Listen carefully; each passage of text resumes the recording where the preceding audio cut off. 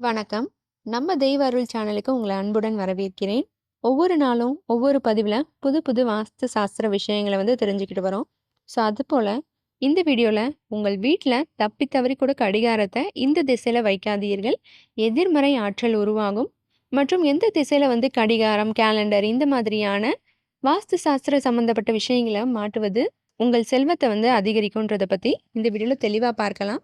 வீடியோக்குள்ளே போகிறதுக்கு முன்னாடி நம்ம தெய்வ அருள் சேனலை இப்போ தான் நீங்கள் ஃபஸ்ட் டைம் பார்க்குறீங்க அப்படின்னா மறக்காமல் சப்ஸ்கிரைப் பண்ணிக்கோங்க.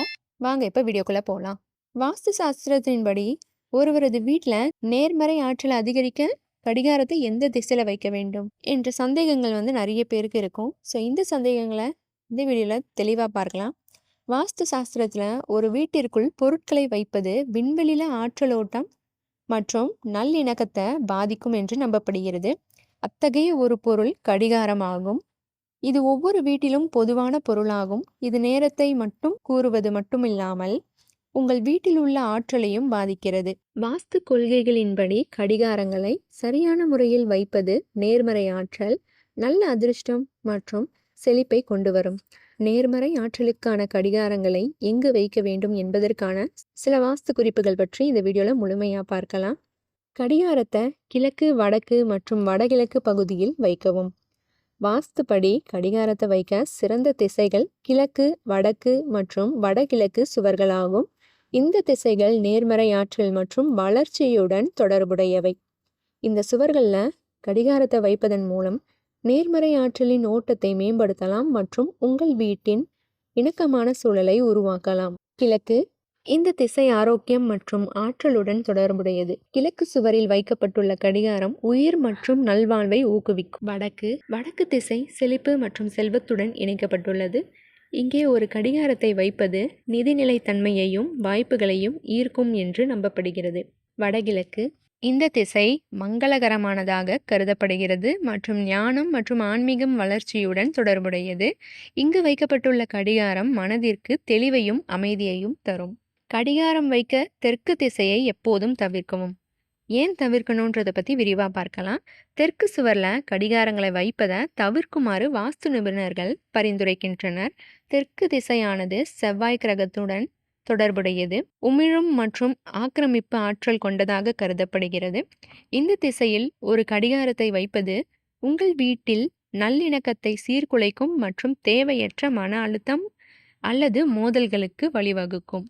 அதனால் தெற்கு திசையில் கடிகாரத்தை வைக்கிறத தவிர்க்கணும். கடிகாரத்தின் உயரம். நீங்கள் கடிகாரத்தை வைக்கும் உயரமும் வாஸ்துவில் முக்கிய பங்கு வகிக்கிறது. கடிகாரத்தை எளிதில் காணக்கூடிய உயரத்தில் தொங்கவிட வேண்டும். ஆனால் மிக அதிகமாகவோ அல்லது குறைவாகவோ இருக்கக்கூடாது. வெறுமனே கடிகாரம் கண்மட்டத்தில் அல்லது அதற்கு சற்று மேலே இருக்க வேண்டும்.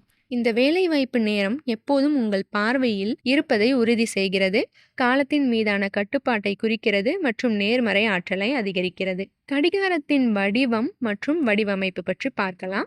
கடிகாரத்தின் வடிவம் மற்றும் வடிவமைப்பு உங்கள் வீட்டில் உள்ள ஆற்றலையும் பாதிக்கலாம்.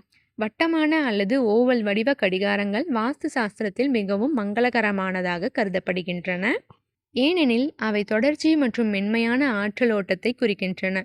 கூர்மையான விளிம்புகள் அல்லது ஒழுங்கற்ற வடிவங்களை கொண்ட கடிகாரங்களை தவிர்க்கவும், ஏனெனில் இவை விண்வெளியில் உள்ள நேர்மறை ஆற்றலை சீர்குலைக்கும். சுற்று அல்லது ஓவல் கடிகாரங்கள் நல்லிணக்கம் மற்றும் மென்மையான ஆற்றல் ஓட்டத்தை குறிக்கும். சதுர மற்றும் செவ்வக கடிகாரங்கள் இவற்றை பயன்படுத்தலாம், ஆனால் கூர்மையான விளிம்புகளை தவிர்ப்பது நல்லது. உடைந்த அல்லது செயல்படாத கடிகாரங்களை வீட்டில் வைக்கவே கூடாது.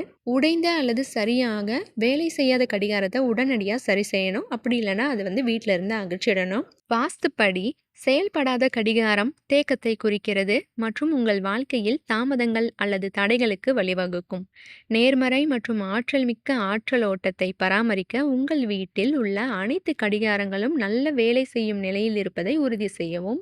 படுக்கை அறையில் கடிகாரங்களை எங்கே மாற்றலான்றதை பற்றி விரிவாக பார்க்கலாம்.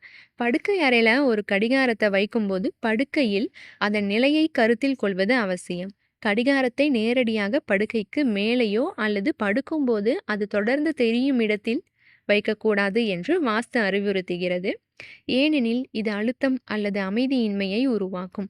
அதற்கு பதிலாக கடிகாரத்தை ஒரு பக்க மேசையிலோ அல்லது படுக்கையின் பக்கமுள்ள சுவரில் வைக்கலாம். வீட்டின் மெயின் அறையில கடிகாரங்களை எங்க மாற்றலான்றத பத்தி பார்க்கலாம்.